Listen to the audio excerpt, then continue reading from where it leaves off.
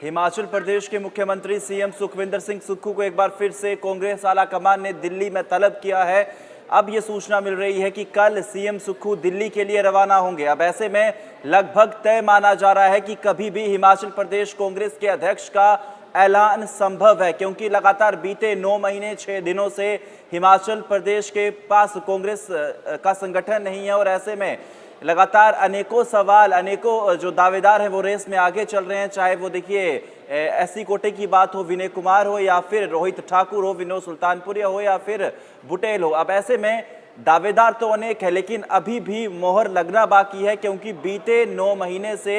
लगातार चर्चाओं का बाजार गर्म था। और अब ऐसे में इस वक्त जो प्रदेश की हालत है उसमें यह कहना लाजमी है कि हिमाचल प्रदेश के पास कांग्रेस का संगठन होना काफी ज्यादा जरूरी है, क्योंकि 2 साल बाद चुनाव भी होने हैं, उसमें भी लगातार तैयारियां करनी है और कामकाज तो ऑलरेडी ठप पड़ा ही हुआ है। अब ऐसे में जो रेस में जो आगे जो लगातार प्रबल दावेदार माने जा रहे हैं, रोहित ठाकुर काफी मजबूत माने जा रहे हैं। अगर बाय चांस देखिए एससी कोटा भी चलता है तो ऐसे में विनय ठाकुर का नाम लगातार जोरों शोरों पे उठाया जा रहा है। इसी खबर पर रुक कर लेंगे, शिमला से हमारे संवाददाता गजेंद्र फोन लाइन पे हैं। कल सीएम सुक्खू का दिल्ली दौरा, लगातार दिल्ली में ही बीते कई दिनों से देख रहे थे, डटे हुए थे हिमाचल कांग्रेस के नेता, अब फिर से सुक्खू को दिल्ली बुलाया है।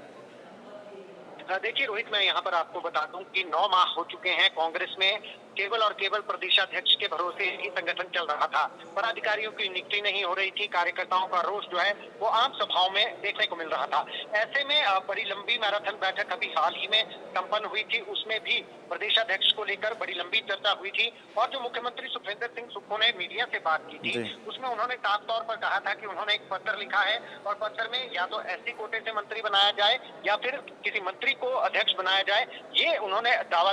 जो है वो अपनी तरफ से जो है वो विचार रखे थे। अब दोबारा उन्हें दिल्ली बुलाया गया है, ये सूत्रों के हवाले से खबर आ रही है और लगभग तय माना जा रहा है कि मुख्यमंत्री के साथ चर्चा के बाद, क्योंकि वहीं पर रजनी पाटिल भी होंगी और तमाम जो आलाकमान है उनके साथ चर्चा होगी और फाइनल करने की दिशा में कहीं ना कहीं कांग्रेस आगे बढ़ रही है। क्योंकि 3 महीने बाद अब पंचायती राज चुनाव होने हैं, हालांकि वो सिंबल पर नहीं होते हैं, लेकिन फिर भी उसमें भी जो टक्कर है वो भाजपा और कांग्रेस के कैंडिडेट्स के मध्य देखी जाती है। जिला परिषद की अगर बात हो या फिर नगर निकाय चुनावों की बात हो तो वो अब मुहाने पर खड़े हैं, 3 महीने बाद होने हैं। ऐसे में संगठन के बगैर उन चुनावों में जाना बहुत टफ हो जाएगा। तो अब कांग्रेस यही सोच रही है कि जल्द से जल्द प्रदेशाध्यक्ष की नियुक्ति हो, ताकि वो अपने स्तर पर जो है वो कार्यकारिणी का गठन कर सके, फिर जिला की कार्यकारिणी बना सके, ब्लॉक की कार्यकारिणी बना सके और कार्यकर्ताओं को एकजुट कर सके। क्योंकि बड़ी जिम्मेवारी होगी कार्यकर्ताओं को संगठन के साथ एकजुट करना, क्योंकि कार्यकर्ताओं का रोष अलग अलग मंचों के से जो है वो सामने आता रहा है। तो ऐसे में जो रेस चल रही है उसमें हालांकि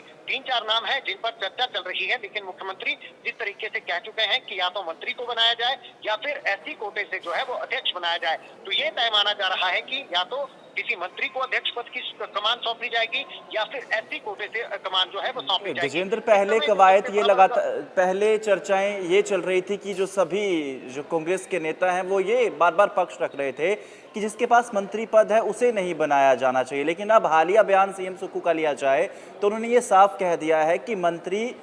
पद होना कहीं ना कहीं अनिवार्य है और वो ऐसा कुछ देख भी रहे हैं। नहीं, इसमें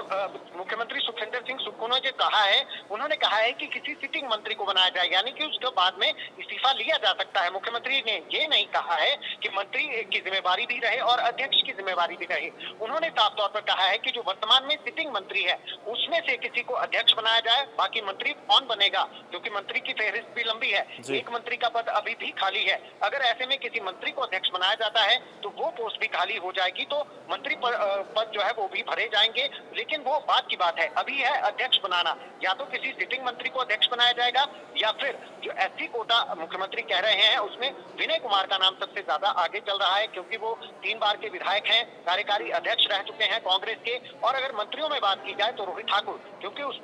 मुख्यमंत्री सुखविंदर सिंह सुक्खू के भी सबसे करीबियों में नाम आता है रोहित ठाकुर का और काफी सीनियर लीडर हैं, तो ऐसे में जो है वो मंत्री में उनका नाम सबसे आगे चल रहा है। अब क्योंकि दिल्ली में तलब किया गया है, दिल्ली में एक लंबी बैठक होनी जो है वो सुनिश्चित मानी जा रही है, तो उस पर पर चर्चा होगी कि सुटेबिलिटी क्या रहती है, या जो है वो क्या अध्यक्ष एससी कोटे से बनाया जाए या फिर किसी सिटिंग मंत्री को अध्यक्ष बनाया जाए, इसको लेकर चर्चा होनी है। लेकिन जो चुनाव आ रहे हैं उसके चलते कांग्रेस ऐसे में देखिए, ऐसे में आशीष बुटेल का नाम सामने आना, आशा कुमारी का भी नाम एकदम से सामने आना, तो क्या लगता है इन दोनों को प्रबल दावेदार माना जा रहा है?